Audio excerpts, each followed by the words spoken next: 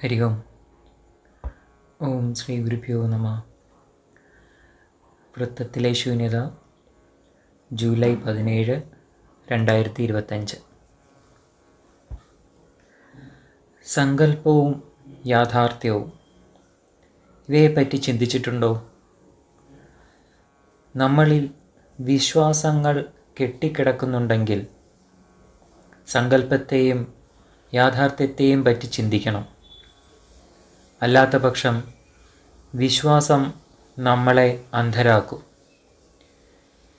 വിശ്വസിക്കുവാൻ മനസ്സ് വേണം.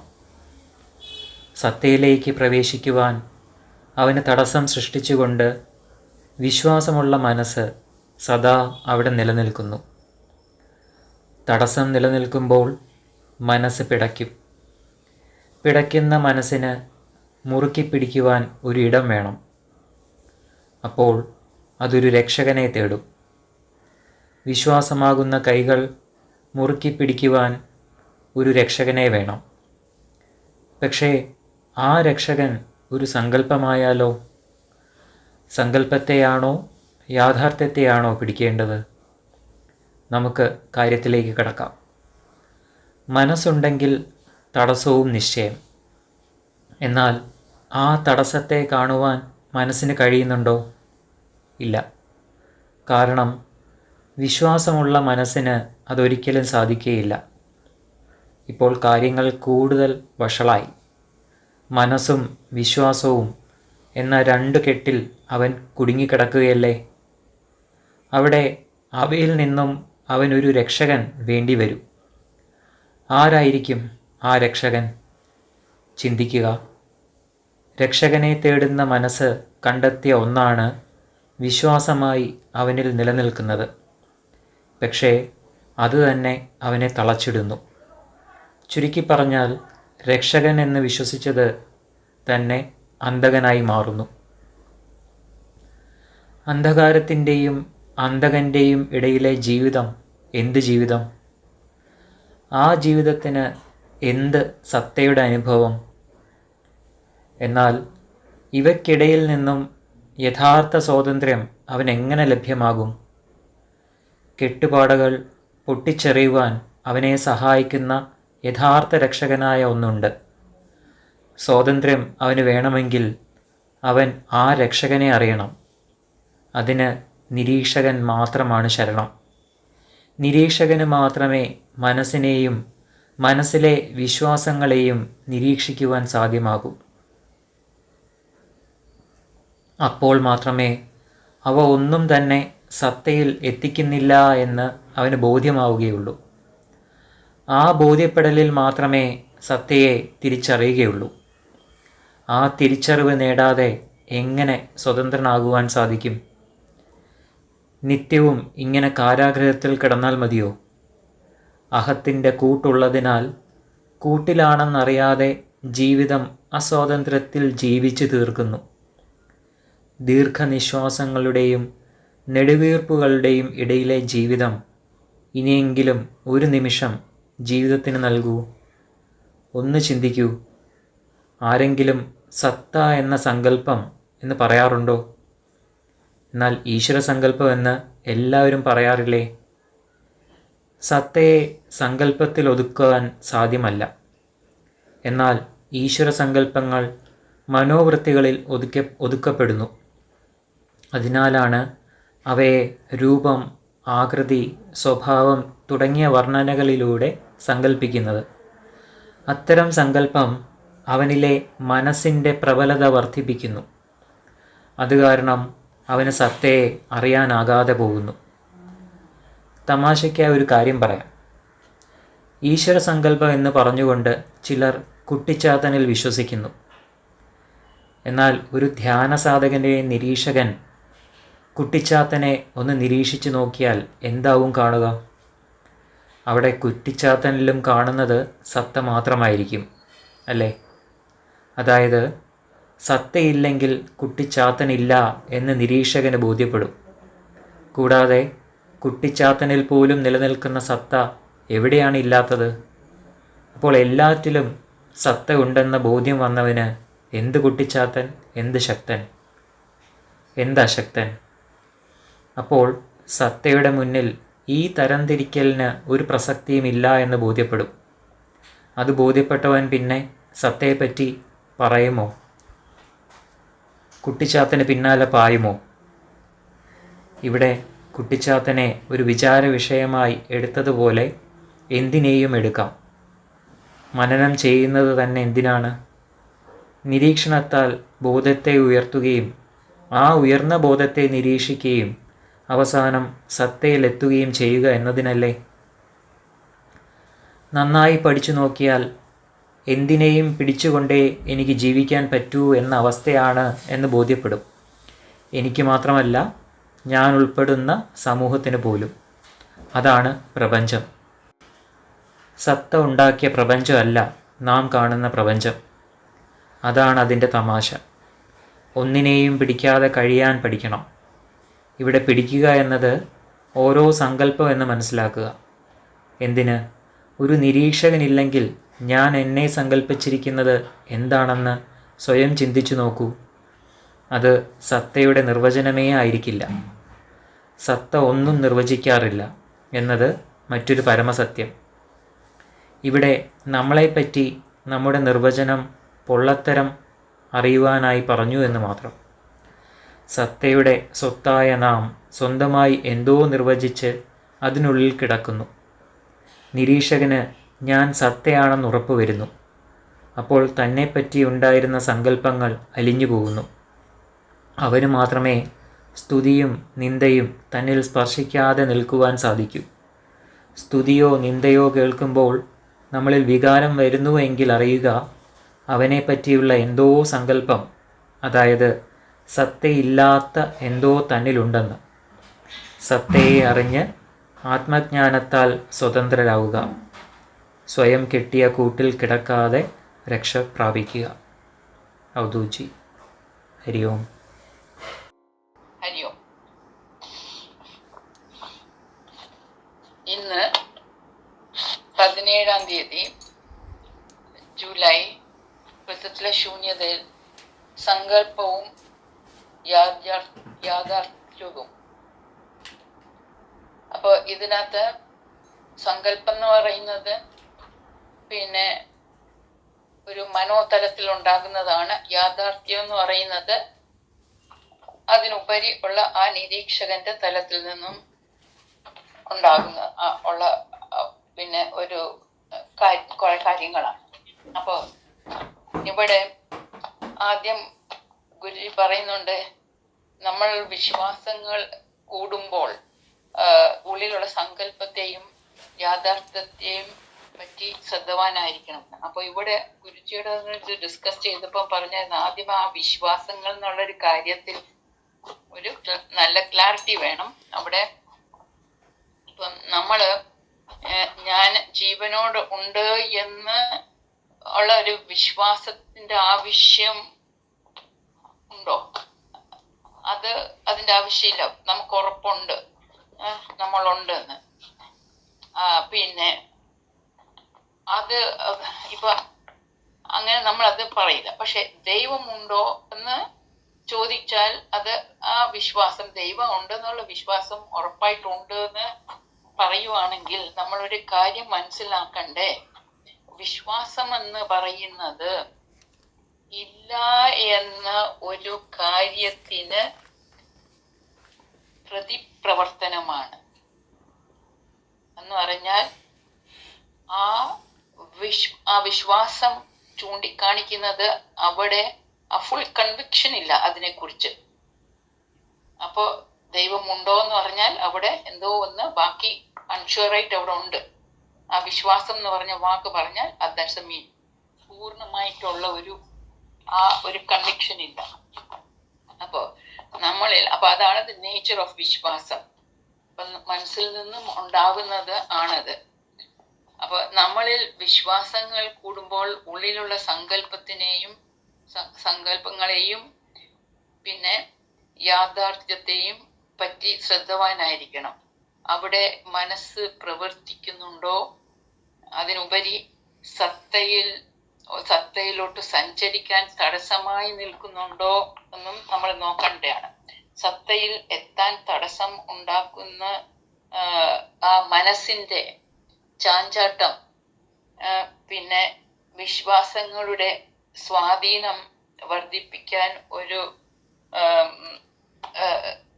ഒരു ശ്രമം നടത്തും. അതൊരു രക്ഷകന്റെ സഹായം എടുക്കും. അപ്പോ അവിടാണ് പിന്നെ ആ വിശ്വാസങ്ങളുടെ ആ ഹെൽപ്പ് എടുക്കുന്നത്. അപ്പം ഈ വിശ്വാസങ്ങളുടെ ഒരു കൈ പിടിച്ച് ഒരു രക്ഷകനെ തേടുമ്പോൾ അതൊരു സങ്കല്പമായിരിക്കും. അപ്പോ പ്രതീകങ്ങൾ അതിനെ ആശ്രയിക്കും. മനസ്സിന്റെ ഒരു മെത്തേഡാണത്, ഒരു പ്രവൃത്തിയാണത്, മനോവൃത്തിയാണത്. അപ്പോ പ്രതീകങ്ങൾ, അതായത് നാമരൂപാദികൾ ഉള്ള ആ സങ്കല്പത്തിനെ ഒക്കെ പിടികൂടുന്നു. എക്സാമ്പിൾ, നമ്മൾ ശ്രീകൃഷ്ണൻ അല്ലെങ്കിൽ ദേവി സങ്കല്പം, ശ്രീകൃഷ്ണ സങ്കല്പം, പിന്നെ ശിവന് സങ്കല്പം, ഇങ്ങനെ പല രീതിയിലെടുക്കും. അപ്പോൾ അതിനനുസരിച്ച് ബിംബം, ആചാരാനുഷ്ഠാനം ഒക്കെ ഉണ്ടാവും. അപ്പോൾ അങ്ങനെ വരുമ്പം പ്രതീകങ്ങളും വിശ്വാസവും രക്ഷകനായി കണ്ടത് അവനെ തളർത്തി ഇടുന്നു, പിന്നെ അന്ധതയിലും നയിക്കുന്നതാണ്. അതുകൊണ്ട് ഇന്നത്തെ ആ ഇതില് പറയുന്നത് ഈ പ്രതീകങ്ങൾ, ഈ സങ്കല്പങ്ങൾ എന്ന് പറയുന്നത് അവിടെ അതും നിരീക്ഷിക്കേണ്ടതാണ്. അപ്പൊ ചെയ്യേണ്ട എന്താന്ന് പറഞ്ഞാൽ, ഈ ഇതിലോട്ട് പോയി നമ്മൾ അന്ധകാരത്തിലോട്ട് പോകുന്നതിന് പകരം മനസ്സിന്റെ പിടിയിൽ നിന്ന് ഈ ഒരു തലത്തിൽ പോയി പോയാല് നമുക്ക് പിന്നെ നമ്മൾ കുറച്ചുകൂടെ അത്ഭുതിക്കുന്ന ഒരു ലെവലാണ്. എന്നാൽ യാഥാർത്ഥ്യം, സങ്കല്പ ലോകം അല്ലാതെ അതിൽ നിന്ന് ഉയർത്തി ഒരു യാഥാർത്ഥ്യ ലോകത്തിൽ വരുവാണെങ്കിൽ അത് ഈ നിമിഷത്തിൽ നിന്ന് നിരീക്ഷകനിൽ വർദ്ധിച്ച് മനസ്സിന്റെ ക്രിയേഷൻസിനെ കാണുമ്പോൾ, ഈ പറഞ്ഞ കാര്യങ്ങളൊക്കെ, ബിംബവും മറ്റേതൊക്കെ, അതിനൊക്കെ കാണുമ്പോൾ അതിൽ ഈ ബിംബം, നാമരൂപാധി, ആചാരങ്ങൾ, അതിലൊക്കെ ഒട്ടാതെ ഇരുന്ന് സത്തയിലോട്ട് സഞ്ചരിക്കാൻ സാധിക്കുന്നതാണ്. അപ്പോ അത് അങ്ങനെയാണ് കൈകാര്യം ചെയ്യേണ്ടത്. എങ്കിലും ഈ സങ്കല്പങ്ങൾ പലതരം പല രീതിയിൽ ഉള്ളതാണ്. അപ്പോൾ ഈ പ്രാവശ്യം അതിനകത്ത് ഈ സങ്കല്പങ്ങളായിട്ട് ഈശ്വര സങ്കല്പം പിന്നെ കുട്ടിച്ചാത്തിനെ കുറിച്ച് ആണ് അടുത്തത് തേർഡ് പാരഗ്രാഫിൽ പറയുന്നത്, സങ്കല്പങ്ങളിൽ പെട്ടത്. പിന്നെ സെക്കൻഡ് പാരഗ്രാഫില് അന്ധകാരത്തിന്റെയും പിന്നെ അന്ധകന്റെയും ഇടയ്ക്ക് നിന്ന് എന്ത് ഒരു ജീവിതമാണ് നമ്മൾ നയിക്കുക, അത് സത്തയെ അനുഭവിക്കുന്നും ഇല്ല, പിന്നെ ആ അനുഭവം കിട്ടുന്നില്ല, പിന്നെ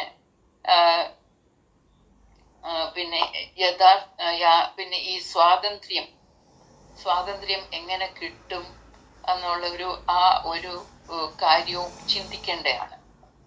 ഈ ബിംബങ്ങളിലൊക്കെ പെട്ടുപോയാൽ വേണമെങ്കിൽ ഒരു നല്ല രക്ഷകനെ നമ്മൾ തേടണം. ഇതിൽ നിന്ന് ഫ്രീ ആയിട്ട് വരണമെങ്കിൽ, അതായത് നിരീക്ഷകന്. അത് ഈ മനസ്സിനെയും അതിലെ വിശ്വാസങ്ങളെയും നിരീക്ഷിക്കാൻ സാധ്യമാവും ഈ നിരീക്ഷകന്. അപ്പോൾ ബോധ്യം ആകും ഈ വിശ്വാസങ്ങള് നമ്മളെ സത്തയിൽ എത്തിക്കാൻ സഹായിക്കില്ലെന്ന്. ആ ബോധ്യപ്പെടലിൽ മാത്രം സത്തയെ തിരിച്ചറിയാനാകുള്ളൂ. അപ്പോ ആ സ്വാതന്ത്ര്യ ജീവിതം നമ്മൾ നയിക്കുന്നതിന് പകരം ആലോചിച്ച്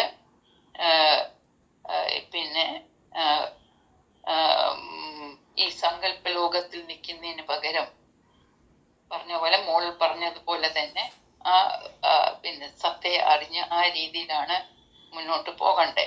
പക്ഷെ അതിന് പകരം പലരും ഈ സങ്കല്പ ലോകത്തില് ഈശ്വര സങ്കല്പം എന്ന് പറയും.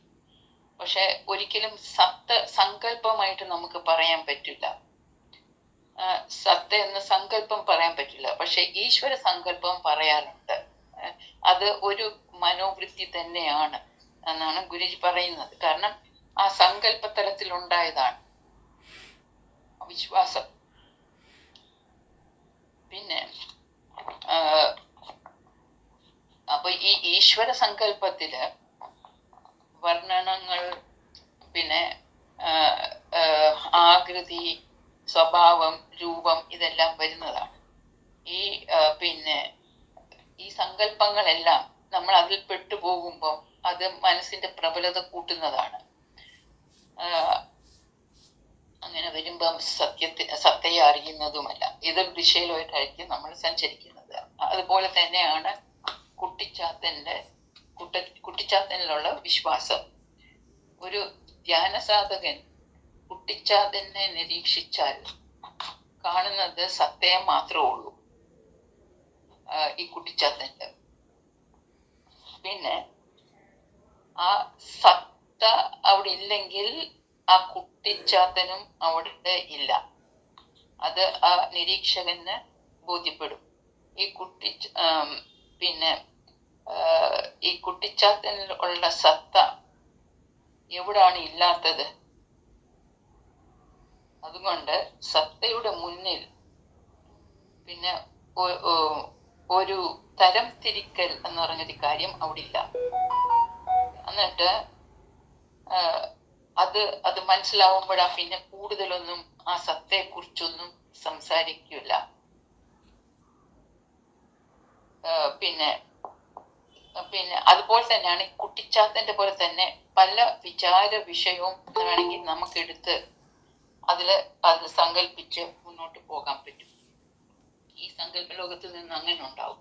അപ്പൊ അതാണ് ഗുരുജി പിന്നെ പറയുന്നത്. അപ്പൊ ഈ ഇതില് ഈ ആദ്യം ഈ പ്രതീകങ്ങള് അതിൽ നിന്ന് നമ്മളെ നിരീക്ഷണം വഴി അതിൽ നിന്ന് ഓവർകം ചെയ്ത് വരേണ്ടതാണ്. അതുപോലെ തന്നെ ഈ സങ്കല്പങ്ങള്, ഈ പറഞ്ഞ രണ്ടാമത്തെ നമ്മൾ ചെയ്യേണ്ട എന്താണെന്ന് പറഞ്ഞാൽ ഇവിടെ മനനം ചെയ്ത് പിന്നെ മനനം ചെയ്ത് ഈ ഒരു തലത്തിൽ എത്തേണ്ടതാണ്. അതായത് നിരീക്ഷണത്താൽ ബോധത്തെ ഉയർത്തുകയും ആ ഉയർന്ന ബോധത്തെ നിരീക്ഷിക്കുകയും അവസാനം സത്തയിൽ എത്തുകയും ആണ് ചെയ്യേണ്ടത്. ആ ഒരു കാര്യം പറഞ്ഞാണ് ആ 3rd പാരഗ്രാഫ് ഗുരുജി നിർത്തുന്നത്. അപ്പൊ പ്രതീകങ്ങളും പിന്നെ 2 തരം പ്രതീകങ്ങളും പറഞ്ഞു. അല്ലാതെ നമ്മൾ പിന്നെയും സൃഷ്ടിക്കാൻ പോകുന്ന പലതരം പ്രതീകങ്ങൾ, മൈൻഡിന്റെ ക്രിയേഷൻസ് ഒക്കെ ആ ഒരു തലത്തിൽ നിൽക്കുമ്പോൾ അങ്ങനത്തെ ക്രിയേഷൻസിലൊക്കെ ആണെങ്കിൽ അത് ഈ നിരീക്ഷകനെ ഉപയോഗിച്ച് തന്നെയാണ് നമ്മളത് മറികടക്കേണ്ടത്. അപ്പോ പിന്നെ ലാസ്റ്റ് പാരഗ്രാഫില് ഇവിടെ വേറെ 2 കാര്യവും പിന്നെ നിരീക്ഷിക്കണം എന്നുള്ള കാര്യം ഗുരുജി പറയുന്നുണ്ട്. കാരണം നമ്മുടെ ഈ സങ്കല്പ ലോകത്തിൽ നിന്ന് ഫ്രീ ആയിട്ട് വരുമ്പോൾ വേറെ 2 കാര്യങ്ങളോട് ശ്രദ്ധിക്കേണ്ടതാണ്. സമൂഹത്തിൽ അധികവും പിന്നെ ആളുകൾ ജീവിക്കുന്ന എന്തിനെയോ പിടിച്ചുകൊണ്ടാണ് അവര് ജീവിക്കുന്നത്. ആ ഒരു അവസ്ഥയിലാണ് ജീവിക്കുന്നത്. പിന്നെ നമ്മൾ കാണുന്ന പ്രപഞ്ചവും ഇങ്ങനെ തന്നെയാണ്. എന്താണ് ആ സങ്കല്പിച്ചു വെച്ചിരിക്കുന്നത് അതനുസരിച്ചാണ് ഈ പ്രപഞ്ചത്തിനെ കാണുന്നത്.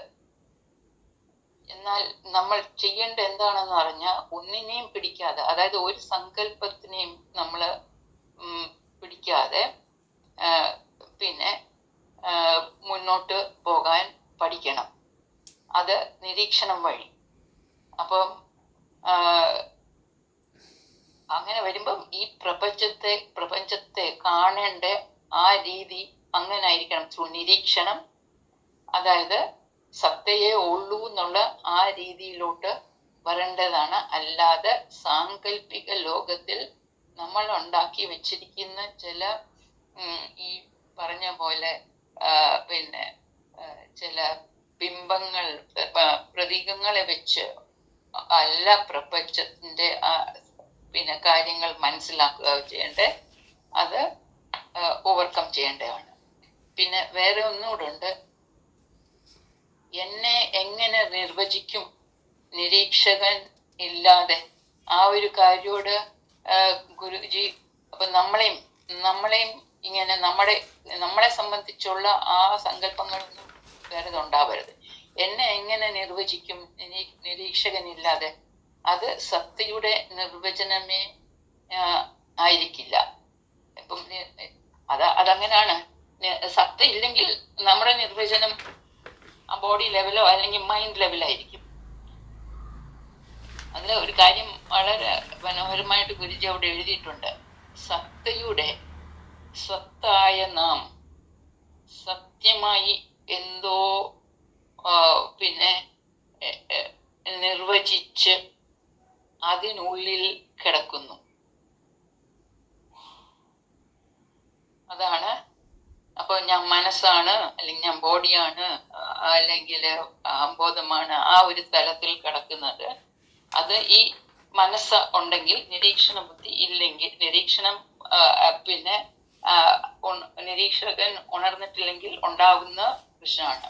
അപ്പൊ ഈ 3 തരത്തിലുള്ള കാര്യമാണ് ഗുരുജി പറഞ്ഞിരിക്കുന്നത്. പ്രതീകങ്ങളെ നിരീക്ഷിക്കുക, പ്രപഞ്ചത്തിനെ നിരീക്ഷിക്കുക, സ്വയം നിരീക്ഷിക്കുക. ഇതിനകത്തെല്ലാം സത്തയേ ഉള്ളൂ. നിരീക്ഷകൻ ഞാൻ സത്തയാണ് എന്ന് ഉറപ്പ് വരുത്തുന്നു. അപ്പോൾ സങ്കല്പങ്ങൾ അലിഞ്ഞു പോകുന്നു. സ്തുതിയോ നിന്ദയോ തന്നിൽ കേൾക്കുമ്പോൾ, ഇങ്ങനെ അറിയുന്ന ഒരു വ്യക്തി ഇങ്ങനത്തെ 2 കാര്യം കേൾക്കുമ്പോൾ നമ്മളിൽ വികാരം വരുന്നുവെങ്കിൽ അറിയുക അവനെ പറ്റിയുള്ള എന്തോ സങ്കല്പം അവിടെ ഉണ്ട്. അതായത് സത്തയിൽ ഇല്ലാത്ത എന്തോ തന്നിൽ ഉണ്ട്. അതുകൊണ്ട് വളരെ കെയർഫുൾ ആയിരിക്കണം. അവിടെ ആ സങ്കല്പത്തിന്റെ ഒരു വക അല്ലെങ്കിൽ അഹത്തിന്റെ ഒരു വക അവിടെ കയറി വന്നേക്കരുത്. സത്തയെ അറിഞ്ഞ് തന്നറിവിലൂടെ സ്വതന്ത്രനാവുക. എന്നിട്ട് സ്വയം കെട്ടിയ കൂട്ടിൽ കിടക്കാതെ രക്ഷപ്പെടുക. ഞാൻ സത്തയിലാണെന്ന് ഉള്ള ആ കാര്യത്തിൽ വന്ന് എത്തുക. ഗുരുപാദുകങ്ങൾ ഇത് സമർപ്പിക്കുന്നു. ഹരി ഓം. ഹരി ഓം. ഒരു സാധകൻ വിശ്വാസി അല്ല ആവേണ്ടത്, അന്വേഷകനാവണം എന്നാണ് ഗുരുജി എപ്പോഴും നമ്മളെ ഓർമ്മപ്പെടുത്താറുള്ളത്. അപ്പം വിശ്വാസിയുടെ പ്രശ്നങ്ങൾ എന്താണ്? അവന് അവൻ്റേതായിട്ടുള്ള ആദർശങ്ങളുണ്ടാവും, ആശയങ്ങളിലും ഉണ്ടാവും. ഇങ്ങനെയുള്ളതിലൊക്കെ ഒരു കുടുങ്ങിക്കിടക്കുന്ന ഒരു രീതിയായിരിക്കും ഒരു വിശ്വാസി.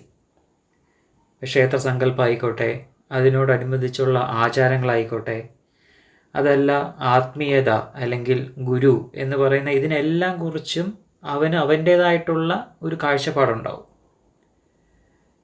ആ കാഴ്ചപ്പാടിനുള്ളിൽ നിന്നുകൊണ്ട് മാത്രമേ എല്ലാത്തിനെയും അക്സെപ്റ്റ് ചെയ്യാൻ സാധിക്കുകയുള്ളൂ. അതായത് ചുരുങ്ങിപ്പോവും.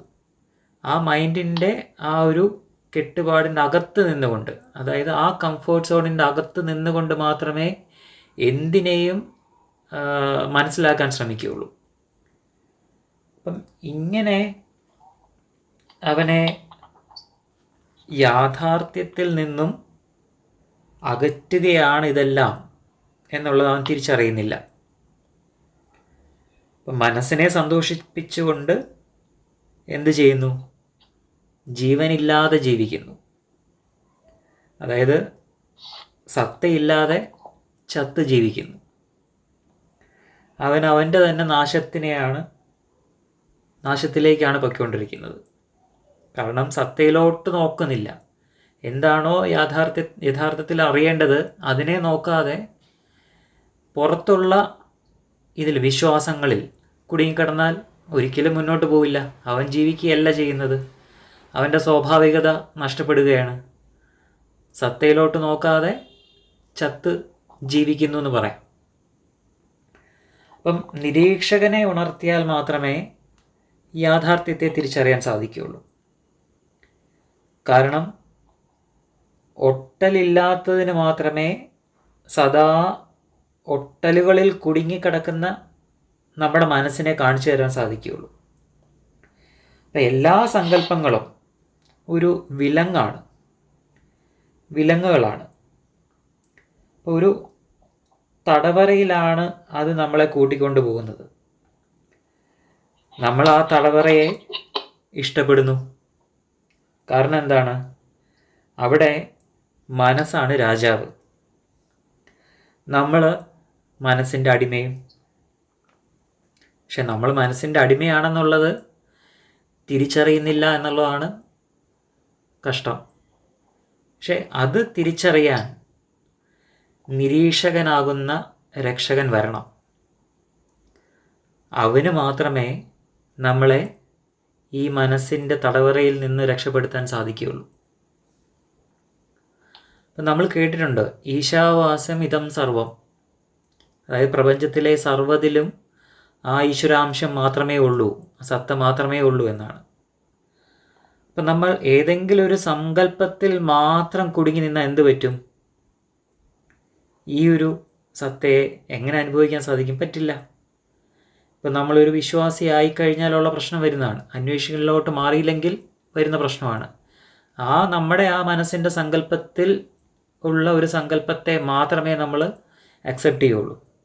ബാക്കി എല്ലാത്തിലും നമ്മൾ ഒരു പോരായ്മ കാണും, ഒരു കുറവ് കാണും. അപ്പം ആ സർവ്വതിലും ഈശ്വരനുണ്ട് എന്നുള്ള തത്വം പോലും നമ്മൾ ഉൾക്കൊള്ളാൻ പറ്റില്ല. ആ സത്തയെക്കുറിച്ച് ബോധം വന്നാലോ പിന്നെ നമ്മൾ ഒരിക്കലും ആ സങ്കല്പത്തിലെയോ അല്ലെങ്കിൽ വിശ്വാസത്തിലോ കുടുങ്ങില്ല. കാരണം നമുക്കത് ബോധ്യം വന്നു കഴിഞ്ഞു, എല്ലാത്തിലും ഒന്ന് തന്നെയാണെന്നുള്ളത്. അപ്പം ധ്യാനാത്മക മനസ്സിലൂടെ ആ നിരീക്ഷകനെ ഉണർത്തി ഒട്ടലില്ലാതെ ആ സർവ്വതിലും ആ സത്തയെ ബോധ്യപ്പെടുത്തിക്കൊണ്ടാണ്, അല്ലെങ്കിൽ ബോധ്യപ്പെടുകയാണ് നമ്മൾ ചെയ്യേണ്ടത്. അങ്ങനെ നമ്മൾ സത്തയിലേക്ക് എത്തുകയുള്ളൂ. ഇപ്പം അതിൽ നമ്മൾ പ്രകൃതിയെ തന്നെ നോക്കാം. ഇപ്പം പ്രകൃതി ശരിക്കും സ്വതന്ത്രമായിട്ടാണ് നിൽക്കുന്നത്, സ്വാഭാവികതയാണത്. പക്ഷെ എന്നാൽ നമ്മൾ കാണുന്ന പ്രപഞ്ചമോ നമ്മുടെ മനസ്സ് സൃഷ്ടിച്ചതാണ്. കാരണം നമ്മുടെ കാഴ്ചപ്പാടുകളും വ്യാഖ്യാനങ്ങളുടെയും അല്ലെങ്കിൽ സങ്കല്പങ്ങളുടെ എല്ലാം ഒരു കൂടിച്ചേർന്ന ഒരു ഭാഗം ഇതാണ് നമ്മുടെ കാഴ്ചപ്പാടിലെ പ്രപഞ്ചം. ശരിക്കും അത് നമ്മളെക്കുറിച്ച് പോലും സങ്കല്പിക്കുന്നതും അല്ലെങ്കിൽ വിശ്വസിക്കുന്നത് പോലും എന്താണ്? തെറ്റിദ്ധാരണയുടെ പുറത്താണ്. തെറ്റിദ്ധാരണകളിലൂടെയാണ് നമ്മൾ നമ്മളെ തന്നെ കാണുന്നത്. അപ്പം നിരീക്ഷകൻ ഉണർന്നാൽ എന്ത് ചെയ്യും? നമ്മൾ സത്തയാണ് എന്നുള്ള ബോധ്യം നമ്മളിൽ ഉണ്ടാവുന്നു നിരീക്ഷകൻ ഉണർന്നാൽ. അപ്പോൾ ആ ഒട്ടലില്ലാത്ത നമ്മളെ നമുക്ക് അനുഭവിച്ച് തരികയാണ് ആ സാധകൻ, ആ ഒരു നിരീക്ഷകൻ. അങ്ങനെ നമ്മളെ എന്ത് ചെയ്യുന്നു നിരീക്ഷകൻ?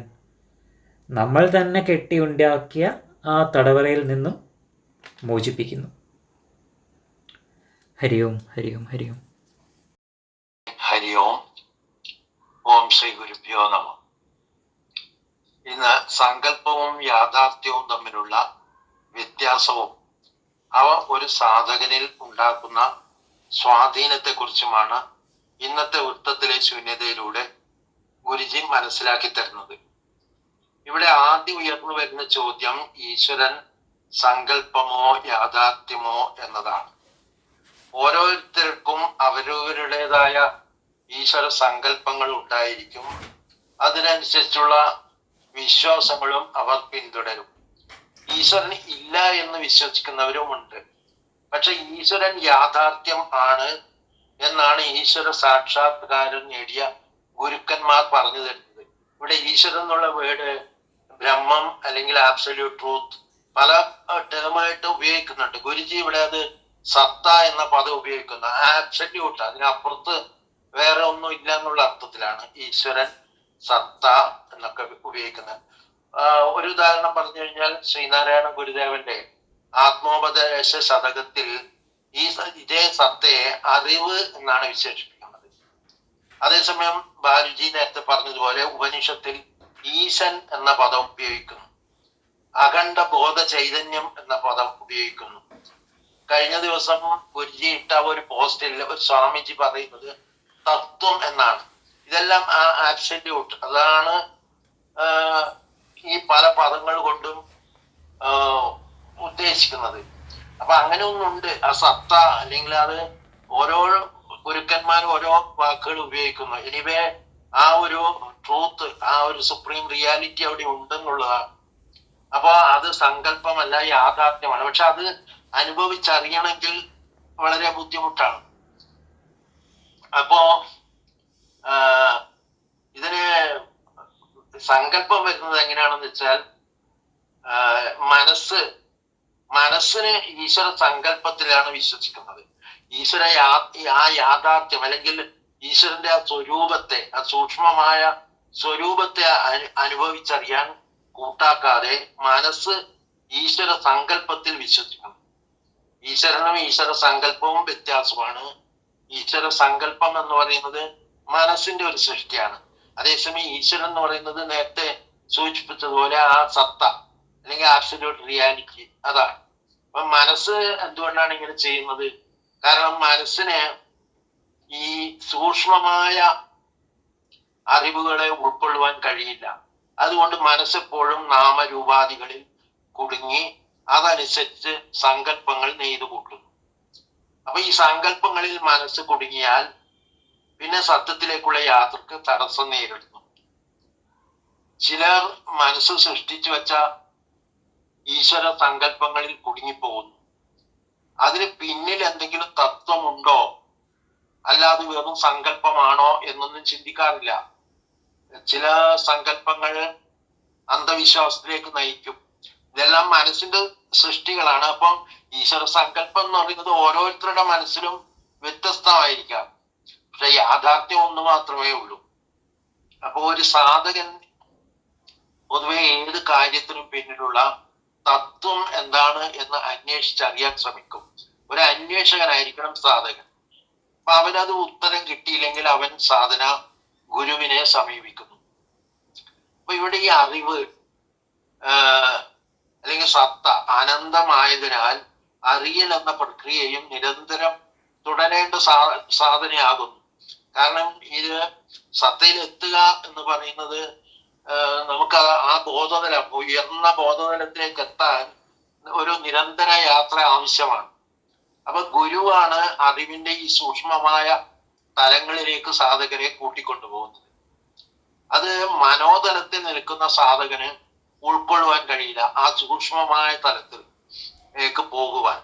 കാരണം അവന്റെ സങ്കല്പങ്ങളെ അടിസ്ഥാനമാക്കി അവന്റെ മനസ്സ് ചില വ്യാഖ്യാനങ്ങൾ നടത്തിക്കൊണ്ടിരിക്കും. അവൻ ആ സങ്കല്പങ്ങളിലുള്ള ആ പിടി വിടുന്നില്ല.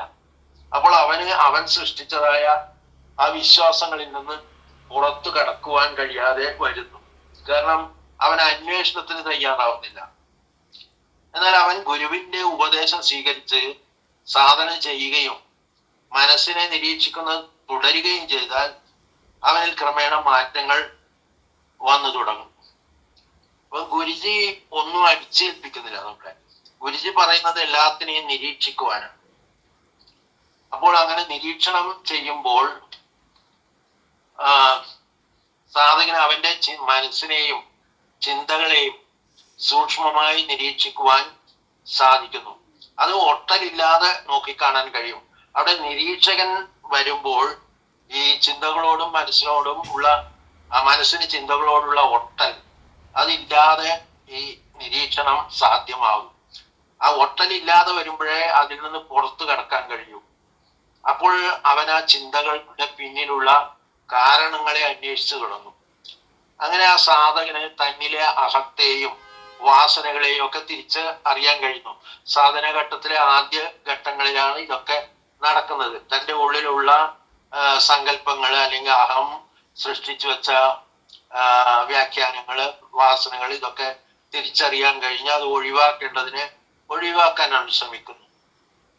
അപ്പൊ നിരീക്ഷകനില്ലെങ്കിൽ മനസ്സ് തന്റെ രക്ഷകനായി വിശ്വാസങ്ങളെയാണ് കൂട്ടുപിടിക്കുന്നത്. ഈ മനസ്സ് തന്നെ സൃഷ്ടിച്ചെടുത്ത വിശ്വാസങ്ങൾ കൊണ്ട് മനസ്സിൽ നിന്ന് എങ്ങനെ പുറത്തു കടക്കാൻ കഴിയും? കാരണം ഈ രക്ഷകനായിട്ട് മനസ്സ് കൂട്ടുപിടിക്കുന്നതും മനസ്സ് തന്നെ സൃഷ്ടിച്ചു വെച്ച വിശ്വാസങ്ങളെയാണ്. അപ്പൊ ആ വിശ്വാസങ്ങൾ കൊണ്ട് ഒരിക്കലും ആ യാഥാർത്ഥ്യത്തിലേക്ക് നീങ്ങുവാൻ കഴിയില്ല. അപ്പൊ ചുരുക്കി പറഞ്ഞാൽ വിശ്വാസങ്ങളിൽ കുടുങ്ങിപ്പോകുന്ന സാധകന് മനോതലത്തിൽ നിന്ന് ഉയരുവാൻ കഴിയാതെ വരും. ഗുരുവിൽ നിന്നാണ് സാധകൻ തന്റെ ഉണ്മ തന്നിൽ തന്നെയാണ് ഉള്ളതെന്ന് മനസ്സിലാക്കുന്നത്. ഈശ്വരനെ തേടി നീ എങ്ങും പോകേണ്ടതില്ല, സ്വയം ഉള്ളിലേക്ക് നോക്കി നിരീക്ഷിച്ചറിയൂ എന്നാണ് ഗുരുജി സാധകരോട് പറയുന്നത്. അപ്പൊ ആ സത്ത ഉള്ളിലാണ് എന്നുള്ളത് നമുക്ക് ആ അറിവ് നമുക്ക് ലഭിക്കുന്നത് ഗുരുവിൽ നിന്നാണ്. അപ്പൊ അതിലേക്ക് എത്തിച്ചേരുന്നതിനുള്ള തടസ്സങ്ങളും ഗുരു തന്നെ ചൂണ്ടിക്കാണിക്കുന്നു. ഉദാഹരണത്തിന് ഇവിടെ വിശ്വാസങ്ങളും മനസ്സ് സൃഷ്ടിച്ചു വെച്ച സങ്കല്പങ്ങളും ഒക്കെ ആ ഒരു യാത്രക്ക് തടസ്സം സൃഷ്ടിക്കുന്ന കാര്യങ്ങളാണ്. അപ്പോൾ മനോതലത്തിൽ നിൽക്കുമ്പോൾ സങ്കല്പങ്ങളോട് നമുക്ക് ഒട്ടലുണ്ടാവും. അപ്പോൾ ആ ഒട്ടലിൽ കുടുങ്ങി നമ്മൾ തന്നെ നമ്മുടെ സ്വാതന്ത്ര്യത്തെ നമ്മൾ തന്നെയാണ് നഷ്ടപ്പെടുത്തുന്നത്. അപ്പൊ ഗുരുവചനങ്ങൾ നിരന്തരം മനനം ചെയ്യുമ്പോഴാണ് നമ്മൾക്ക് നിരീക്ഷകന്റെയും നിരീക്ഷണത്തിന്റെയും പ്രാധാന്യം മനസ്സിലാക്കാൻ കഴിയുന്നത്. ഒരു ഗുരുവിനെ സമീപിക്കാത്ത ഒരു വ്യക്തിക്ക് ഒരിക്കലും ഈ നിരീക്ഷണം അല്ലെങ്കിൽ നിരീക്ഷകൻ എന്നൊക്കെയുള്ള കാര്യങ്ങളെ കുറിച്ചൊന്നും അറിവ് ഉണ്ടാവാൻ പോകുന്നില്ല. അപ്പൊ അതുവഴി നിരീക്ഷകന്റെയും നിരീക്ഷണത്തിന്റെയും പ്രാധാന്യം മനസ്സിലാക്കുമ്പോൾ നമ്മൾ സാധകർ അതിനെ നിരീക്ഷണം ഒരു സാധനയാക്കി മാറ്റിക്കൊണ്ട് നിരീക്ഷകനെ ഉണർത്തുവാനുള്ള സാധനങ്ങൾ ചെയ്തുകൊണ്ടേയിരിക്കുന്നു. അപ്പൊ നിരീക്ഷണം മനസ്സിന്റെ ചലനങ്ങളെ കുറച്ചു കൊണ്ടുവന്ന് ബോധതലത്തെ ഉയർത്തുന്നു. ഇന്ന് കുറിച്ച് പ്രധാനപ്പെട്ട ഒരു കാര്യം അവിടെ പറഞ്ഞിരിക്കുന്നത്, ഈ നിരീക്ഷണം തുടരുമ്പോഴാണ് നമ്മുടെ ബോധതലം ഉയരുന്നത്. ആ നിരീക്ഷകൻ ആ ബോധവികാസത്തെയും നിരീക്ഷിക്കുന്നു. അങ്ങനെ നിരീക്ഷകൻ മനസ്സിന്റെ പിടിയിൽ നിന്നും സാധകനെ സ്വതന്ത്രമാക്കി സത്തയിലേക്ക് എത്തിക്കുന്നു. അപ്പൊ ഇവിടെ ഉയർന്ന ബോധതലത്തിൽ മാത്രമേ ആ പ്രപഞ്ച ബോധത്തിൽ എത്തുവാൻ കഴിയൂ. അപ്പൊ നമ്മൾ ഇപ്പോൾ കാണുന്ന പ്രപഞ്ചം നമ്മുടെ സങ്കല്പത്തിലുള്ള പ്രപഞ്ചമാണ്. പക്ഷേ ബോധപ്രാപ്തനായ ഗുരുവിനും ഈ സത്തയിൽ എത്തിച്ചേർന്ന സാധകർക്കും മാത്രമേ ആ പ്രപഞ്ചത്തിന്റെ ആ സത്യം അല്ലെങ്കിൽ ആ സത്തയുടെ പ്രപഞ്ചം എന്താണെന്ന് അറിയാൻ സാധിക്കുള്ളൂ. ആ പ്രപഞ്ച ബോധത്തിലേക്കാണ് അവൻ നീങ്ങുന്നത് നിരീക്ഷകന്റെ സഹായത്തോടെ. അപ്പൊ സാധകൻ തന്റെ സങ്കല്പങ്ങളെ എല്ലാം നിരീക്ഷിച്ചുകൊണ്ട് ആ സങ്കല്പങ്ങളിലുള്ള പിടി വിട്ടാൽ മാത്രമേ അവന് നിരീക്ഷകന്റെ കൂടെ സഞ്ചരിക്കാൻ കഴിയൂ. സാധകന് രണ്ട് ഓപ്ഷനാണ് ഉള്ളത്. ഒന്ന്, സങ്കല്പങ്ങളിൽ തന്നെ നിന്ന് ആ യാത്ര അവിടെ തടസ്സപ്പെടും. അല്ലെങ്കിൽ ആ സങ്കല്പങ്ങളെയൊക്കെ അതിലുള്ള പിടിവിട്ട് നിരീക്ഷകന്റെ കൂടെ സഞ്ചരിക്കുക, നിരീക്ഷണം തുടരുക. അപ്പൊ എല്ലാ സാധകർക്കും നിരീക്ഷകന്റെ കൂടെ സഞ്ചരിക്കുവാൻ കഴിയട്ടെ എന്ന് പ്രാർത്ഥിച്ചുകൊണ്ട് ഈ വാക്കുകൾ ഗുരുപാദങ്ങളിൽ സമർപ്പിക്കുന്നു. ഹരിയോ. ഓം ശ്രീ ഗുരുഭ്യോ നമഃ. ഇന്ന് വിശ്വാസവും സങ്കല്പവും എന്ന് പറയുന്ന ഒരു വിഷയത്തെ പറ്റിയാണ് നമ്മൾ കൂടുതൽ ചർച്ച ചെയ്യാൻ നമ്മൾ ശ്രമിക്കുന്നത്. അപ്പോൾ ഗുരുജി പറയുന്നുണ്ട്, വിശ്വാസം വിശേഷാൽ ശ്വസിക്കുന്ന ശ്വാസം. അപ്പോൾ അതാണ് വിശ്വാസം എന്ന് പറയുന്നത്. എന്ന് പറഞ്ഞാല് അന്നത്തെ സത്യം, അന്നുള്ള സത്യം അല്ലെ ആ നിമിഷത്തിലുള്ള സത്യത്തിൽ വിശ്വസിച്ചുകൊണ്ട് നിൽക്കുന്ന ഒരാൾക്ക് മാത്രമേ ആ ശ്വാസത്തിന് പ്രത്യേകത ഉണ്ടാവുള്ളൂ. അകത്തോട്ടെടുക്കുന്ന ശ്വാസം അത് വിശേഷാൽ എടുക്കണം. എന്ന് പറഞ്ഞാല് അവിടെ ആ പ്രസന്റ് കണ്ടീഷനിൽ നിന്നുകൊണ്ട് അവന് അനുഭവിച്ചറിയുകയാണ് സത്യം. അതാണ് ശരിക്കും നടക്കുന്നത്. പക്ഷെ ഇതില് ഈ സമയത്ത് എന്തോ നമ്മുടെ വിശ്വാസത്തിന് തടസ്സമായി നിൽക്കുന്ന എന്തോ ഒന്ന് നമ്മളിൽ പ്രവർത്തിക്കുന്നുണ്ട് എന്നുള്ളത് നമ്മൾ മനസ്സിലാക്കണം. അത് മറ്റാരുമല്ല, മനസ്സ് തന്നെയാണ്. അപ്പോൾ മനസ്സും വിശ്വാസവും ചേർന്ന് വരുമ്പോൾ സങ്കല്പ സൃഷ്ടി നടത്താൻ തുടങ്ങും. അതാണ് സ്വാഭാവികമായിട്ട് സംഭവിക്കുന്നത്. സങ്കല്പങ്ങള് സൃഷ്ടിക്കപ്പെടും. അപ്പോൾ ഇപ്പൊ നമ്മള് പറഞ്ഞു കേട്ടിട്ടുണ്ട്, പ്രപഞ്ചത്തില് പരമാത്മാവിന്റെ ശക്തി സ്പന്ദിച്ചപ്പോൾ സൃഷ്ടി നടന്നു. അപ്പൊ ബ്രഹ്മാവ്, വിഷ്ണു, മഹേശ്വര സങ്കല്പങ്ങൾ വന്നു. അങ്ങനെ നമുക്ക് ആ പ്രപഞ്ചത്തിന്റെ ക്രിയേഷൻ പറയുന്നത് അങ്ങനെയാണ്. അങ്ങനെ പിന്നെ ബ്രഹ്മാവ് സൃഷ്ടിച്ചു, ഒരു സ്ത്രീയും പുരുഷനും സൃഷ്ടിച്ചു, അങ്ങനെ അവരുടെ മക്കളുണ്ട്, അങ്ങനെ അങ്ങനെ അങ്ങനെ പരമ്പരകൾ ഇങ്ങനെ പറഞ്ഞു പറഞ്ഞു വരുന്നുണ്ട്. അപ്പോൾ ഇവിടെ നമ്മൾ ഈ സങ്കല്പങ്ങളിലേക്ക് പോകുന്നുണ്ട്. ഇപ്പൊ എന്നെ സംബന്ധിച്ചിടത്തോളം ഞാൻ ആചാരക്ഷേത്ര സങ്കല്പത്തിൽ കുടുങ്ങിക്കിടന്ന ഒരു വ്യക്തിയായിരുന്നു. എന്ന് വെച്ചാൽ പക്ക ക്ഷേത്ര സങ്കല്പം, ആചാരങ്ങള് ഒക്കെ അങ്ങനെ കീപ്പ് ചെയ്ത് പോകുന്ന ഒരു വ്യക്തിയായിരുന്നു ഗുരുജിയെ കാണുന്നിടം വരെ. കണ്ടു കഴിഞ്ഞപ്പോൾ ഞാൻ മുമ്പത്തെ ടോക്കിനകത്ത് പറഞ്ഞിട്ടുണ്ട്, എനിക്ക് സ്വാതന്ത്ര്യമാണ് കിട്ടിയത്. പലതിലും കുടുങ്ങിക്കിടക്കുന്ന അവസ്ഥയിൽ നിന്നും സ്വാതന്ത്ര്യമാണ് കിട്ടിയത്. അപ്പൊ നമ്മൾ ആ സ്വാതന്ത്ര്യത്തിന്റെ ഫ്രൂട്ട് നുകർന്നപ്പോഴാണ് ഞാൻ പലതിലും കുടുങ്ങിക്കിടക്കുകയായിരുന്നുള്ള ബോധ്യം വന്നത്. അപ്പോൾ എന്നോട് ഗുരുജി പറഞ്ഞില്ല ഈശ്വര സങ്കല്പം ഉപേക്ഷിക്കാനോ ഒന്നും പറഞ്ഞിട്ടില്ല. എന്താണ് ഇപ്പൊ ചെയ്തുകൊണ്ടിരിക്കുന്നത്? ഞാൻ ലളിതാ സഹസ്രനാമം ഫോളോ ചെയ്യുന്നുണ്ട്, അത് ചെയ്തുകൊണ്ടിരിക്കും, കണ്ടിന്യൂ ചെയ്യുക. അങ്ങനെ നമ്മളുടെ മനസ്സിന്റെ സൃഷ്ടി അല്ലെ മനസ്സിന്റെ ആ ഒരു കെട്ടുപാട് ആദ്യം പൊട്ടിച്ചെറിയാൻ ശ്രമിച്ചില്ല. അതായിരുന്നു ആദ്യം സംഭവിച്ചിരുന്നത്. കാരണം നമ്മള് പിന്നെ ക്രമേണ ഓരോ വിശ്വാസങ്ങളെ തച്ചുടയ്ക്കുന്ന തരത്തിലുള്ള അവയർനെസ് തരികയായിരുന്നു ചെയ്തുകൊണ്ടിരുന്നത്. അപ്പോൾ ഞാൻ പോലും അറിയാതെ എന്നില് പല ധാരണകളെ പൊട്ടിച്ചെറിഞ്ഞു. ഇപ്പം നമ്മള് ഒരു ഭയഭക്തി ബഹുമാനം എന്നുള്ള രീതിയിലായിരുന്നു ഈശ്വരനെ കണ്ടിരുന്നത്. കാരണം നമ്മള് പ്രാർത്ഥിക്കുമ്പോൾ ഈശ്വരൻ എനിക്കത് ചെയ്തു തരുമ്പോൾ നമ്മൾ റിട്ടേൺസ് എന്തെങ്കിലും കൊടുക്കണം. അപ്പൊ ഒരു ഗീവ് ആൻഡ് ടേക്ക് പോളിസി. അപ്പൊ അത് മനുഷ്യർ തമ്മിലാകാം, ഈശ്വരൻ തമ്മിലാകും എന്നുള്ളത് അങ്ങനെയൊക്കെ ആയിരുന്നു നമ്മൾ വിശ്വസിച്ചിരുന്നത്. അപ്പം ഭഗവാൻ എനിക്കൊരു കാര്യം നേടിത്തന്നു, അല്ലെ എന്റെ അസുഖം ഒന്ന് മാറ്റി, അപ്പോൾ ഭഗവാൻ അപ്പൊ എന്തെങ്കിലും ചെയ്യണം. അപ്പൊ ഇങ്ങനെയൊക്കെയുള്ള കൺസെപ്റ്റില് അത് ശരിക്കും ഒരു കൊടുങ്ങലാണ്. ഇപ്പം പ്രാർത്ഥന പോലും പ്രാർത്ഥിക്കാൻ പോലും നമുക്ക് ഓരോരോ കാരണങ്ങൾ നമ്മൾ കണ്ടെത്തിക്കൊണ്ടിരിക്കും. കാരണം എന്താണ്? ഇപ്പം പറയാം, സീസണൽ ഭക്തിയുള്ളവരുണ്ട്, ഭക്തിസാന്ദ്രമായ അന്തരീക്ഷത്തിൽ ജീവിക്കുന്നവരുണ്ട്. അപ്പൊ അങ്ങനെ കടന്നു പോകുന്നുണ്ട്. ഇവിടെ നമ്മൾ മനസ്സിലാക്കേണ്ടത്, ഇപ്പം കൃഷ്ണനായാലും കാളിയായാലും ആ തത്വം എന്ന് പറയുന്ന അവസ്ഥയില് കൃഷ്ണനെ ഉപാസിച്ച് കൃഷ്ണനായി മാറുകയാണ് ചെയ്യുന്നത്. അവിടെ ആ ഭഗവാനെ ദർശിച്ചു, അല്ലെ ഭഗവാന്റെ ദർശനം കിട്ടി എന്ന് പറയുമ്പോൾ കൃഷ്ണതത്വത്തിൽ നിന്നുകൊണ്ട് കൃഷ്ണനായി മാറി. അപ്പോഴാണ് എന്താണ് ഈശ്വര സാക്ഷാത്കാരം കിട്ടിയത്.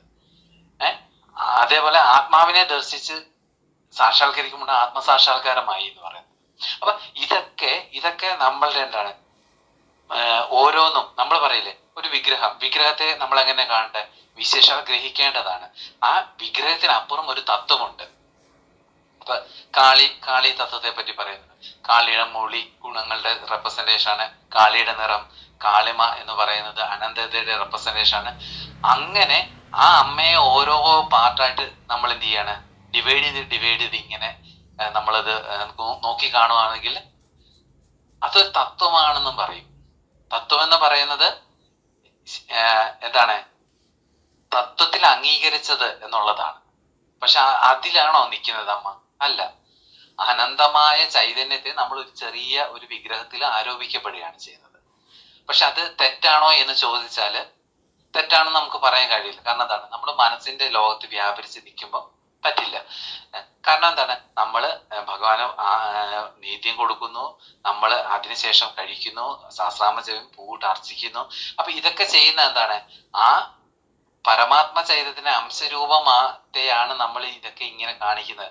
അപ്പോൾ പറയും, നമ്മൾ പറയില്ലേ, കല്ലിലും പുല്ലിലും തൂണിലും തുരുമ്പിലും ഈശ്വരൻ ഉണ്ട്. കാരണം ഈശ്വരൻ ഇല്ലാത്ത, ഈ സത്തയില്ലാത്ത എങ്ങുമില്ല. അതുകൊണ്ട് എന്ത് പറ്റും? ഒരു ബോധവികാസം സംഭവിച്ചിട്ടുള്ള ഒരു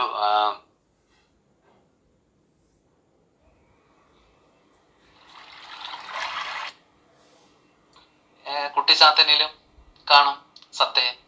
കാരണം ഇപ്പൊ ഒരു മഞ്ഞപ്പിത്തം പിടിച്ച ഒരാള് ദർശിക്കുന്നിടം മൊത്തം മഞ്ഞയായിട്ട് ഫീൽ ചെയ്യും. കാരണം ഇവനില് സത്തയാണ്, സത്ത മാത്രമേ ഉള്ളൂ എന്നുള്ള ബോധം വന്നിട്ടുണ്ടെങ്കിൽ അവൻ എല്ലായിടത്തും സത്തയെ ദർശിക്കും.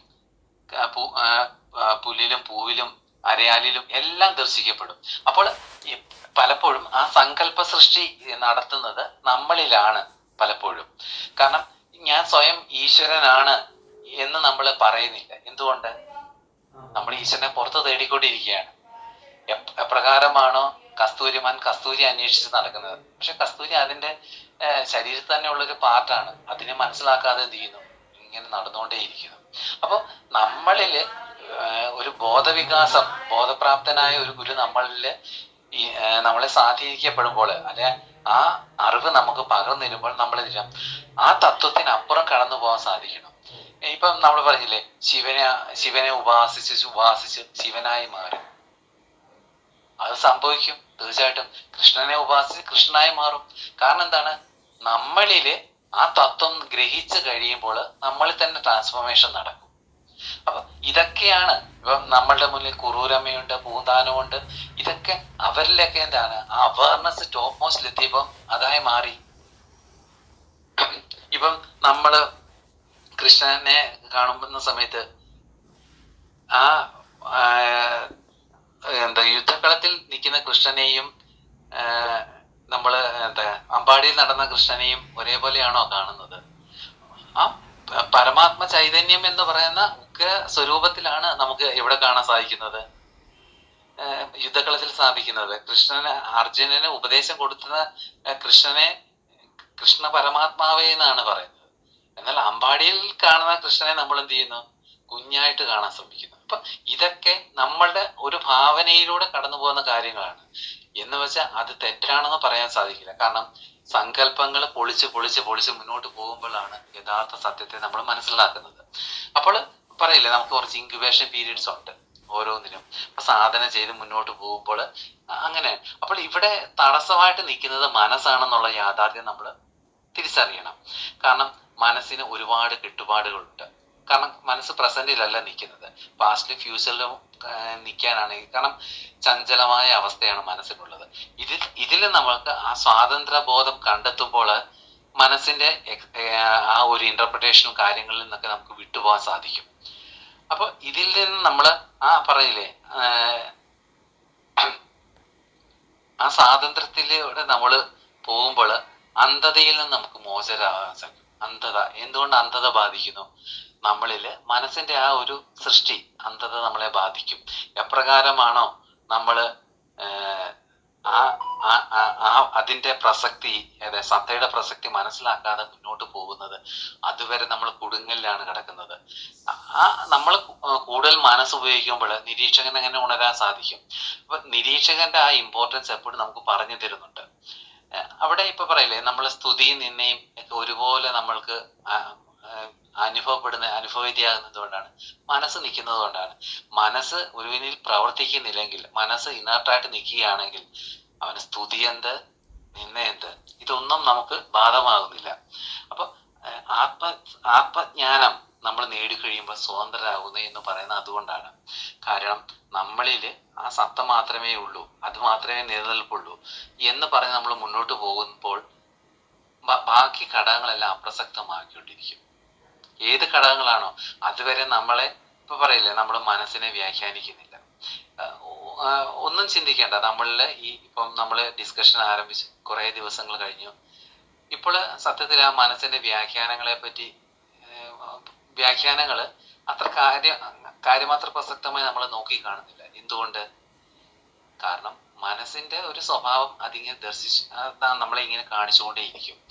അല്ലാതെ മനസ്സിന് ഒന്നിൽ സ്റ്റിക്ക് ഓൺ ചെയ്യാൻ നിൽക്കാൻ സാധിക്കില്ല. കാരണം എന്താണ്? മുമ്പ് പറഞ്ഞ പോലെ സൂക്ഷ്മഭാവങ്ങളെ അബ്സോർവ് ചെയ്യാൻ മനസ്സിനാവില്ല. കാരണം മനസ്സ് എന്തെങ്കിലും ചെയ്യണമെങ്കിൽ അത് ശരീരത്തിന്റെ നിന്നും സൂക്ഷ്മാവസ്ഥയിൽ നിലകൊള്ളുന്ന വികാരങ്ങളെയും വാസനകളെയും എല്ലാം പിടിച്ചുകൊണ്ട് മാത്രമേ മനസ്സിന് എന്ത് ചെയ്യാൻ പറ്റുള്ളൂ, പല കാര്യങ്ങളും ചെയ്യാൻ സാധിക്കുള്ളൂ. അപ്പോൾ മനസ്സ് എപ്പോഴും എന്താണ്, സ്ഥൂലഭാവങ്ങളിലേക്കാണ് നമ്മളെ കടത്തിക്കൊണ്ട് പോകുന്നത്. സൂക്ഷ്മഭാവത്തിൽ കാണുന്ന പല കാര്യങ്ങളെയും എന്ത് ചെയ്യുന്നില്ല, മനസ്സ് നമ്മളെ സ്വാധീനിക്കപ്പെടുന്നില്ല. അതുകൊണ്ടാണ് ആദ്യം മനസ്സ് പലതിനും തയ്യാറാകും, പിന്നെ മനസ്സിനെ നിരാകരിക്കാൻ വേണ്ടി മനസ്സിനെ ഉപയോഗിക്കുന്നു എന്ന് പറയുമ്പോൾ മനസ്സെന്ത് ചെയ്യും, അവിടുന്ന് അതിനെ അസ്വസ്ഥമാകും. ആ അസ്വസ്ഥമാകുന്ന മനസ്സുകൊണ്ട് നമുക്ക് എന്ത് ചെയ്യാൻ പറ്റില്ല, പലതും ചെയ്യാൻ സാധിക്കില്ല. അപ്പൊ തടസ്സങ്ങൾ അവിടെ സൃഷ്ടിക്കപ്പെടും. നമ്മൾ തന്നെ നമ്മൾക്ക് സാധന ചെയ്യാനുള്ള തടസ്സങ്ങൾ നമ്മൾ തന്നെ സൃഷ്ടിക്കപ്പെടും. അപ്പൊ ഇതൊക്കെ നമ്മൾ ബോധ്യപ്പെട്ട് മുന്നോട്ട് പോകുമ്പോഴാണ് ആ ആചാരമര്യാദകളിൽ കുടുങ്ങിക്കിടക്കുന്ന മനസ്സിന്റെ ആ സങ്കീർണതയും എന്നാൽ മനസ്സിനെ ഫ്രീ ആക്കിക്കൊണ്ട് നമ്മൾ മുന്നോട്ട് പോകുമ്പോൾ ഉണ്ടാകുന്ന ആ സ്വാതന്ത്ര്യ ബോധവും നമ്മളിൽ ഉണ്ടാകുന്നത്. അപ്പൊ ഇതൊന്നും ഇല്ലാത്ത അവസ്ഥ നമ്മൾ സൃഷ്ടിക്കപ്പെടണമെങ്കിൽ നമ്മൾ നിരീക്ഷകനെ കൂട്ടുപിടിച്ചേ മതിയാവുള്ളൂ. കാരണം നിരീക്ഷകൻ ഒന്നും വ്യാഖ്യാനിക്കുന്നില്ല. എന്തുകൊണ്ട്? നിരീക്ഷകൻ സത്തയാണ്, സത്തയെ പോലെ തന്നെയാണ്. ആ നിരീക്ഷകനെ പറ്റി നമ്മൾ വ്യക്തമായി മനസ്സിലാക്കി കഴിഞ്ഞാൽ നമുക്ക് മറ്റൊരു ഘടകങ്ങളെ പ്രസക്തി ഉണ്ടാവില്ല. ഇവിടെ ഒരു കാര്യം ചിന്തിക്കേണ്ടതുണ്ട്. ഗുരുജി എന്ന് പറഞ്ഞൊരു മനോഹരമായ വാക്കുകളുണ്ട്. സത്തയുടെ സ്വന്തമായ ഞാൻ എന്തിലോ കുടുങ്ങി കിടക്കുന്നു. അപ്പോൾ ഞാൻ സത്ത തന്നെയാണ്. ഈ കുടുങ്ങിക്കിടക്കുന്ന അവസ്ഥയിൽ നിന്ന് നമ്മൾ മോചിതരാകാൻ ശ്രമിക്കുക. അതാണ് ഏറ്റവും വലിയ മുക്തി. അപ്പോൾ ഈ ഘടകങ്ങളെയൊക്കെ അപ്രസക്തമാക്കിക്കൊണ്ട് സത്തയെ നമ്മൾ നേടുമ്പോഴാണ് ആത്മസാക്ഷാത്കാരം എന്ന് പറയുന്ന ഒരു അവസ്ഥയെ നമുക്ക് കൈവരിക്കാൻ സാധിക്കുന്നത്. അപ്പോൾ ഇതെല്ലാം അങ്ങനെയാണ്. ഈശ്വര സാക്ഷാത്കാരം കഴിഞ്ഞിട്ടാണ് ആത്മസാക്ഷാത്കാരം. അപ്പൊ ഓരോന്നും ഇങ്ങനെയാണ്. നമ്മൾ ആ തത്വത്തിലേക്ക് എത്തിക്കഴിയുമ്പോഴാണ്, ആ ദർശനത്തിലൂടെയാണ് നമ്മൾ എന്ത് ചെയ്യുന്നത്, മുന്നോട്ട് പോകാൻ നമുക്ക് സാധിക്കുന്നത്. അതുപോലെ എല്ലാ സാധകർക്കും ആ ഒരു തത്വദീക്ഷിതമായ ഒരവസ്ഥയിലേക്ക് പോകാൻ കിട്ടിയെന്ന് ആത്മാർത്ഥമായി പ്രാർത്ഥിച്ചുകൊണ്ട് ഹരിയോ. ഓം ഗുരുഭ്യോ നമഃ. തുടക്കത്തില് മനസ്സിന്റെ തലത്തില് സങ്കല്പ സൃഷ്ടിയില് ആദ്യം ദൈവത്തെ കുറിച്ചുള്ള കുറെ നിർവചനങ്ങൾ, അങ്ങനെ കുറച്ചും കൂടെ വീണ്ടും ചെറുതായിട്ട് സാധനങ്ങളൊക്കെ ചെയ്തു തുടങ്ങുമ്പോൾ ആ ദൈവത്തിൽ നിന്ന് ഗുരുക്കന്മാരിലേക്കുള്ള വിശ്വാസമാവും. പക്ഷേ ഇതൊക്കെ തന്നെ നമ്മുടെ മനസ്സ് സൃഷ്ടിക്കുന്ന ആ സങ്കല്പ ശക്തിയില് നമ്മൾ നിർവചിച്ചുകൊണ്ടേയിരിക്കുകയാണ്. ഗുരു എത്തുമ്പോൾ ഗുരു വേറെ ഒന്നും ചെയ്യുന്നില്ല. ബോധപ്രാപ്തനായ ഗുരു പുറത്തെ കാര്യങ്ങളിലല്ല, എന്നിലേക്ക് നോക്കൂ എന്ന് ഗുരു ഒരിക്കലും പറഞ്ഞിട്ടില്ല. ഗുരു നിന്നിലേക്ക് നോക്കൂ, എന്റെ ഉള്ളിലേക്ക് നോക്കാനാണ് പറഞ്ഞത്, ഗുരുവിലേക്ക് നോക്കാനല്ല. അത് അദ്ദേഹം പറയാതെ പറഞ്ഞു. അദ്ദേഹത്തിന്റെ ഓരോ വാക്കും അതിസൂക്ഷ്മമായി അതിൽ നിന്ന് നമ്മളിലേക്ക് തന്നെ തിരിപ്പിക്കും. അപ്പോഴാണ് തെറ്റായ ഓരോ ധാരണകളും തുടക്കത്തിൽ. കാരണം ഈ ധാരണകളെ അഴിക്കാൻ നമുക്ക് ഭയമാണ്. ദൈവത്തെ കുറിച്ച് അത് ദൈവം കോപിക്കുമോ? ഗുരുക്കന്മാരിലെത്തുമ്പോൾ ഗുരുക്കന്മാർ എന്ത് ചിന്തിക്കും? കോപിക്കുമോ? ഗുരുവിനെ കുറിച്ച് എന്റെ തന്നെ ഇടുങ്ങിയ ധാരണകളാണ് അതൊക്കെ എന്ന് ആ ബോധപ്രാപ്തനായ ഗുരു നമ്മളുടെ അകത്തേക്ക് നോക്കി നമ്മൾ കെട്ടിവച്ചിരിക്കുന്ന തെറ്റായ ധാരണകൾ പൊളിച്ചു തുടങ്ങുമ്പോഴാണ് നമ്മുടെ തന്നെ വിശ്വാസങ്ങളും സങ്കല്പങ്ങളും ധാരണകളും നമ്മൾ എവിടെയാണ് നിന്നിരുന്നത് എന്ന് മനസ്സിലാകുന്നത്. അതിന് ആ ഒരു ഗുരു തന്നെ എത്തണം. ആ ഗുരു മാത്രമേ എന്നിലേക്ക് വിരൽ ചൂണ്ടുള്ളൂ. അല്ലെങ്കിൽ നമ്മൾ പുറത്തേക്ക് ചൂണ്ടി അവരെ നോക്കൂ എന്നുള്ള ഒരു സങ്കല്പത്തിലിരിക്കും. ധ്യാന സാധകനിലെ നിരീക്ഷകൻ കുട്ടിച്ചാത്തനിൽ കാണുന്നത് സത്ത മാത്രമായിരിക്കും. സത്തയില്ലെങ്കിൽ കുട്ടിച്ചാത്തൻ ഇല്ല എന്ന് നിരീക്ഷകന് ബോധ്യപ്പെടും. എല്ലാറ്റിലും സത്തയെ കണ്ടാൽ സത്തയെ പറ്റി മാത്രമായിരിക്കും പിന്നെ സംസാരിക്കുക. സത്തയെ കണ്ടു നിരീക്ഷിച്ചു തുടങ്ങുന്ന ആളാണ്. പക്ഷേ സത്തയെ ബോധ്യപ്പെട്ടവനാവട്ടെ അവന് സത്തയെ പറ്റി എന്തെങ്കിലും പറയാനാവുമോ? കാരണം പിന്നീട് അവന് നിശബ്ദനാണ്. അറിഞ്ഞു കഴിഞ്ഞാൽ നിർവചനങ്ങൾക്കപ്പുറമാണ്. ഈ വാക്കുകൾ എന്റേതല്ല, ആ മഹാഗുരു സംസാരിച്ചപ്പം പകർന്നു തന്നതാണ്. ഞാൻ അപ്പം എഴുതിയത് ഡിസ്കഷനിൽ സംസാരിക്കുന്നതേ ഉള്ളൂ. പ്രപഞ്ചത്തെ ചൂണ്ടി ഗുരുജി പറയുന്നു, സത്ത ഉണ്ടാക്കിയ പ്രപഞ്ചമല്ല നാം കാണുന്ന പ്രപഞ്ചം. വ്യക്തിയുടെ മനോതലം അനുസരിച്ച് അത് വ്യത്യാസപ്പെട്ടിരിക്കുന്നു.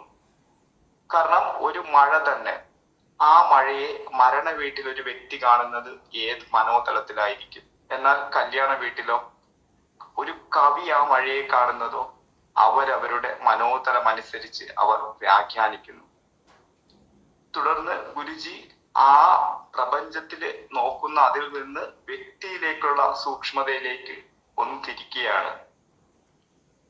പ്രപഞ്ചത്തിൽ നിന്നും തന്നിലേക്ക് നോക്കി പറയുന്നു, ഒരു നിരീക്ഷകൻ ഇല്ലെങ്കിൽ ഞാൻ എന്നെ സങ്കല്പിച്ചിരിക്കുന്നത് എന്താണെന്ന് നോക്കൂ, അത് സത്തയുടെ നിർവചനമേ ആയിരിക്കില്ല. സത്ത ഒന്നും നിർവചിക്കാറില്ല എന്നതാണ് മറ്റൊരു സത്യം. ഹരി ഓം. ഹരിയോം. നമ്മള് ഇപ്പൊ കഴിഞ്ഞ സത്സംഗത്തിൽ ചെന്ന സമയത്ത് ഗുരുജി പറഞ്ഞൊരു കാര്യമാണ്. ഇപ്പം തത്വമസി എന്ന് പറയുന്നത് ശബരിമലയിൽ നമ്മൾ ആ 18 പടികളിൽ കയറി ചെല്ലുമ്പോൾ എഴുതി വെച്ചിരിക്കുന്ന കാര്യമാണ്. തത്വമസി, നിന്നെ അറിയുന്നവൻ ഞാനാകുന്നു. അപ്പോൾ ആ തത്വമസി എന്ന് പറയുന്ന ആ നമ്മൾ മാല ഇട്ട് അത്രയും ദിവസം ആ ഭഗവാനായിട്ട് തന്നെ മാറിക്കൊണ്ട് നമ്മൾ അത് ചെയ്യുന്ന സമയത്ത് ആ 18 പടി കയറി ചെല്ലുമ്പോൾ തത്വമസി എന്ന് പറയുന്ന അർത്ഥം മനസ്സിലാക്കിയാൽ അവൻ ഒരിക്കലേ ശബരിമലയിൽ പോകേണ്ടതുള്ളൂ. പക്ഷെ ആ തത്വം മനസ്സിലാക്കാത്തതുകൊണ്ട് ഇങ്ങനെ പോയിക്കൊണ്ടേയിരിക്കുന്നു.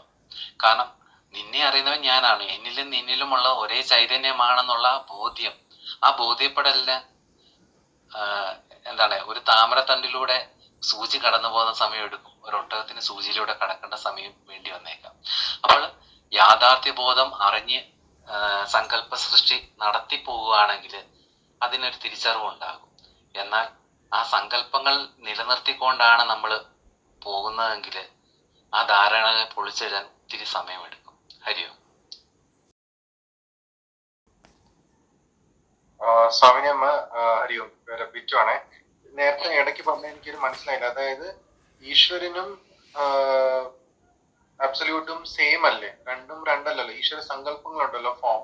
അതല്ലേ നമ്മൾ അതിന്റെ എന്താ പറയാ, അതിന്റെ ഫോം ആയിട്ട് വരുന്നത്. പക്ഷെ ഈശ്വരൻ സങ്കല്പമാണെന്നാണോ പറഞ്ഞിരുന്നത്? ഈശ്വര സങ്കല്പം കുട്ടിച്ചാത്തൻ സങ്കല്പമാണ്. ഈ means like attributes like, you know, what you say, creator, sustainer, destroyer, അതായത് ബ്രഹ്മ, Vishnu, മഹേഷ, like that. That are the forms of the Brahman. Sankalpas. Kali is a form of Brahman. Those sankalpas. Those are sankalpas, but those sankalpas will have attributes like nama, rupadi, and you know, another achara nishthanam. For example, Krishna devotees no ulli മറ്റേതൊന്നും കഴിക്കില്ല, മറ്റേത് ദേവിയുടെ ഇതെല്ലാം അങ്ങനെയില്ല. അങ്ങനെ ആ variations ഒക്കെ അവിടെ വരും. പക്ഷെ സത്ത എന്ന് പറയുന്നത് അബ്സല്യൂട്ട്, ഇത് ആ വേരിയേഷൻ ഇല്ല.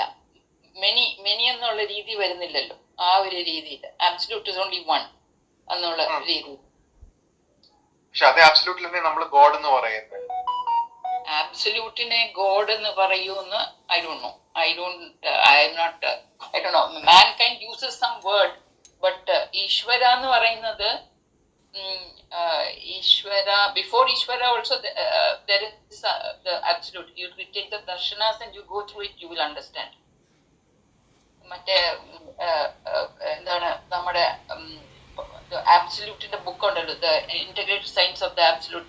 അതിനകത്ത് ദർശന തരുമ്പം അതിന്റെ വ്യാഖ്യാനം, ബാലകൃഷ്ണ സാറിന്റെ വ്യാഖ്യാനത്തിൽ അതിന്റെ ആ ഡെഫിനിഷൻ തരുന്നുണ്ട്. ബ്രഹ്മം, then afterwards ഈശ്വര, after that comes the Trinity and all that. അതിനകത്ത് ആ ഇന്റർപ്രിട്ടേഷൻ തന്നിട്ടുണ്ട് അധ്യാരോപ ദർശനത്തില്. ഓക്കെ.